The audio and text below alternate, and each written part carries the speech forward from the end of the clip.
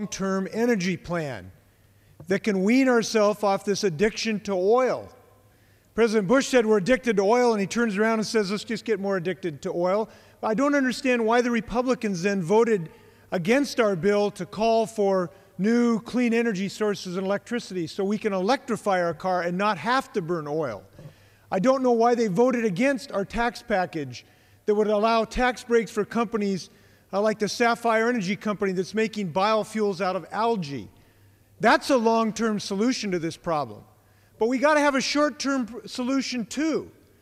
I'll tell you this, listening to my Republican colleagues, if you run out of gas on a dusty rural road somewhere, you better hope it's not a Republican congressman who pulls up and basically comes to your aid and says, can't help you now, can't help you next week, can't help you next year. I'll be back around here in 10 years. Then maybe we'll do something about it. Because that's all they are suggesting. And that is a plan doomed for failure. We can't wait 10 years for solutions to this problem. We need solutions that will work. Let me suggest that the evidence is very, very clear about doing very small releases from the SPRO. And I was shocked to learn how successful this can be. I went to a bipartisan war game at the War College last week with some of my colleagues, and we war gamed out what would happen if there was an interruption of our oil supplies due to overseas disruption. And let me tell you what I learned since then.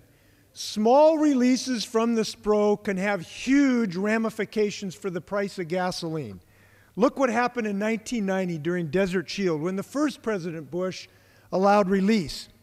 Here's what the Energy Department concluded, quote, the rapid decision to release crude oil from government-controlled stocks in the United States and other OECD countries helped calm global oil market and prices began to moderate. When the 1991 SPRO drawdown was announced in conjunction with Operation Desert Storm, the price of oil immediately dropped $8 a barrel. Now, why does this small, less than 10% change in SPRO, how can it have these enormous ramifications? And the answer has to do with human psychology. These markets are driven by psychology. And that's why the 3 times we've done this before, all the last 3 presidents, including this president, has achieved reductions of from 5 to 30% within 30 days in the price of oil. Don't allow Americans to be told they've got to wait for 10 years of relief. Let's act now in conjunction with the legislation we're going to pass eventually to tamp down speculation. Democrats have both a long-term and a short-term response past this bill. Gentleman's time has expired. Gentleman from Texas. Thank you, Madam Speaker. You know,